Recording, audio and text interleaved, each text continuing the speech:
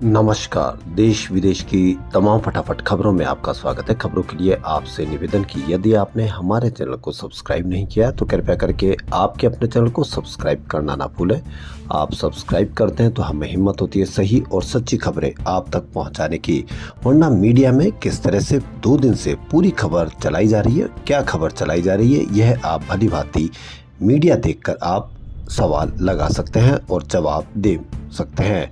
जी हाँ, इन खबरों से क्या आपकी बेरोजगारी दूर हो जाएगी, क्या महंगी शिक्षा दूर हो जाएगी, यह आप भली भांति समझें, देखें, जानें, तभी आप किसी की समस्या का हल हो सकता है।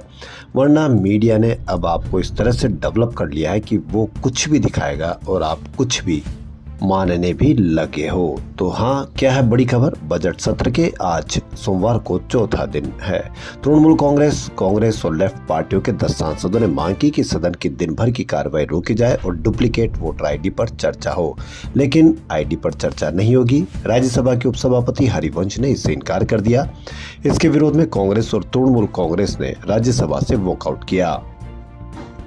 लोकसभा में महाराष्ट्र से कांग्रेस सांसद वर्षा गायकवाड़ ने लोकसभा में रेल मंत्री पर निशाना साधा। उन्होंने कहा कि जब कोई सार्वजनिक उपक्रम वेंटिलेटर पर हो तब इंस्टाग्राम रील बनाने से कुछ नहीं होता। ये सरकार के खराब प्रबंधन का असर है। वर्षा गायकवाड़ अनुदान की मांगों पर चर्चा में हिस्सा ले रही थी। उन्होंने यह भी कहा कि दावा किया जाता है कि रेल बजट में अभूतपूर्व बदलाव किए गए, जबकि ये गलत है। सच है कि ये फेल बजट है। मौजूदा सरकार यही नैरेटिव बनाने की कोशिश करती है कि हर विकास 2014 के बाद हुआ, जबकि तथ्य यह है कि पब्लिक सेक्टर के उपक्रम खराब स्थिति में है। अब बहुत बड़ी खबर यूपी से। जी हाँ, ये दैनिक भास्कर की बड़ी खबर और कहीं पर भी आप मीडिया पर इसकी जरा सी भी चर्चा नहीं देखेंगे, क्योंकि चर्चा औरंगजेब को लेकर की जा रही है, जबकि आपके बेटियों का डर इससे है। आप इस पूरी खबर को सुनेंगे तो शायद रोंगटे खड़े हो जाएंगे, लेकिन मीडिया को इससे कोई मतलब नहीं, क्योंकि ये खबर यूपी के हाथरस से है। जी हाँ, यूपी के हाथरस में बागला डिग्री कॉलेज के प्रोफेसर पर 30 से ज्यादा छात्राओं के यौन शोषण का आरोप है। जी हाँ, 30 से ज्यादा छात्राओं के यौन शोषण का आरोप, लेकिन कहीं कोई खबर नहीं, कहीं कोई बहुत शानदार तरीके से न तो कवरेज है, नहीं इस पर कोई चर्चा है। उसके मोबाइल से 65 अश्लील वीडियो मिले हैं। ज्यादातर वीडियो कॉलेज की छात्राओं के हैं। प्रोफेसर ने छात्राओं के कई वीडियो पोर्न साइट पर भी अपलोड किए हैं। एक छात्रा के महिला आयोग को लिखे गए लेटर से मामले का खुलासा हुआ।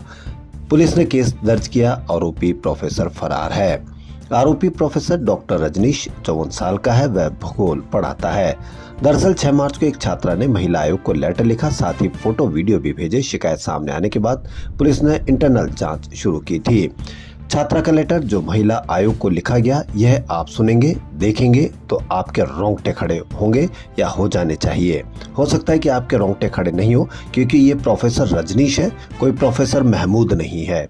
आपको बताना चाहती हूँ कि प्रोफेसर रजनीश कुमार कई छात्राओं का यौन शोषण कर रहा है। वह दरिंदा है। वह छात्राओं के साथ अश्लील हरकतें करता है, वीडियो बनाकर उनका शोषण करता है। मैं 1 साल से पीएमओ से लेकर सीएम कार्यालय तक इसकी शिकायत कर रही हूँ। समझ गए कहां इसने शिकायत की? ये एक लेटर है, दैनिक भास्कर की खबर है। इसकी क्या होगा, क्या सही है, क्या गलत है, ये आप मालूम करें। उसने आगे लिखा है कि लेकिन प्रोफेसर इतना ताकतवर है कि किसी भी शिकायत पर उसके खिलाफ कोई कार्रवाई नहीं हुई। आगे लिखती है, मोदी सरकार बेटी बचाओ बेटी पढ़ाओ का समर्थन करती है, लेकिन फिर भी ऐसे दरिंदे बेखौफ होकर बेटियों के साथ दरिंदगी कर रहे हैं। इस दरिंदे से मैं इतनी परेशान हूं कि कभी कभी आत्महत्या करने का विचार आता है। लेकिन बिल्कुल बेशरम यह दरिंदा और मीडिया किस तरह से इसकी खबर को चलाता है या नहीं चलाता है, यह आप आज देख सकते हैं। तमिलनाडु और केंद्र सरकार के बीच भाषा विवाद को लेकर बयानबाजी जारी है। हाल ही में तमिलनाडु सरकार ने स्टेट बजट में रुपए के सिंबल, रुपए की जगह तमिल सिंबल का इस्तेमाल किया था। इस पर वित्त मंत्री निर्मला सीतारमण ने कहा था कि सभी निर्वाचित प्रतिनिधि राष्ट्र की संप्रभुता, अखंडता को बनाए रखने के लिए संविधान की शपथ लेते हैं। क्षेत्रीय गौरव के लिए राष्ट्रीय प्रतीक को बांटना ठीक नहीं। इस पर तमिलनाडु ने बड़ा तंज कसा। मुख्यमंत्री एम.के. स्टालिन ने कहा कि केंद्रीय वित्त मंत्री निर्मला सीतारमण ने भी रुपए के सिंबल, रुपए की जगह तमिल सिंबल का उपयोग किया था। ये कोई इतना बड़ा मुद्दा नहीं है, लेकिन आपको सिर्फ रुपया किसने चेंज किया तमिलनाडु के एमके स्टालिन की ही आप खबर देखेंगे। अगर इन्होंने चेंज किया, निर्मला सीतारमण वित्त मंत्री ने चेंज किया, तो इसकी कोई खबर न कोई मीडिया पर इसको चर्चा देखेंगे। उन्होंने अपनी सरकार का बचाव करते हुए लिखा कि तमिल का विरोध करने वाले इसे बड़ा चढ़ाकर पेश कर रही है, उनकी सरकार की तमिल भाषा के प्रति प्रतिबद्धता को दर्शाता है। कांग्रेस पार्टी ने अपने सभी महासचिवों और राज्य प्रभारियों की एक बैठक दिल्ली में बुलाई। ये बैठक ऑल इंडिया कांग्रेस कमेटी के मुख्यालय इंदिरा भवन में 18 मार्च यानी कल मंगलवार को शाम 5 बजे होगी।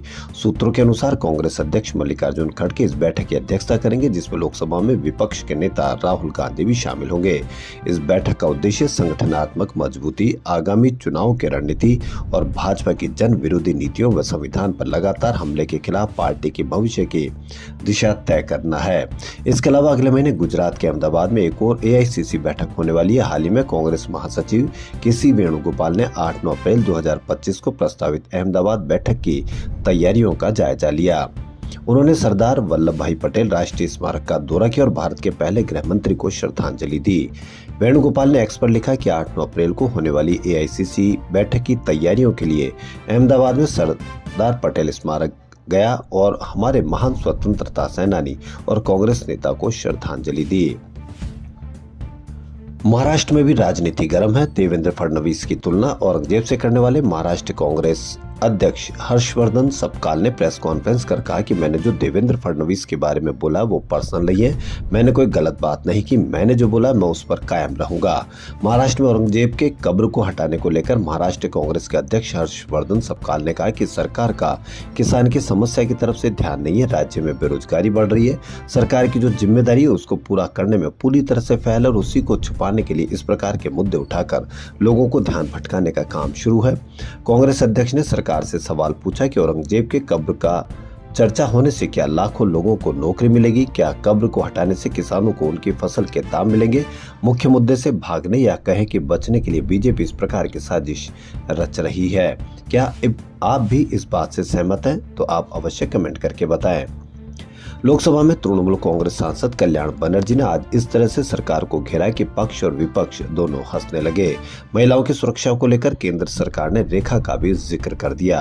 इस तरह आंकड़ों के जरिए सरकार की कथनी और करनी पर भी सवाल उठाए, मगर ये सवाल इतने रोचक तरीके से उठाए कि सत्ता पक्ष भी ठहाके लगाने लगा। वहीं कल्याण बनर्जी के हाव भाव देखकर चेयर पर बैठे कृष्णा प्रसाद तन्नेटी भी मुस्कुराने लगे। बजट सत्र के दूसरे चरण में टीएमसी सांसद कल्याण बनर्जी बोलने को उठे तो उन्होंने सरकार को घेरते हुए कहा कि महिला यात्रियों की सुरक्षा का बिल 2010-11 महिला वाहिनी बिल 2011 में आया, 12 कंपनी को घटाकर 700 महिला आरपीएफ कर दिया। हम महिला के लिए लड़ते हैं, महिला के लिए लड़ते हैं, ये महिला के लिए लड़ते हैं, कुछ नहीं करते हैं, सिर्फ बात ही करता है। काज करे ना रेखा जी, मोदी जी, रेखा जी। तो पूरा सदन हंसने लगा। तो खबरों फिलहाल इतना ही। यदि आपको हमारा चैनल पसंद आए तो लाइक, सब्सक्राइब और शेयर अवश्य करें। धन्यवाद।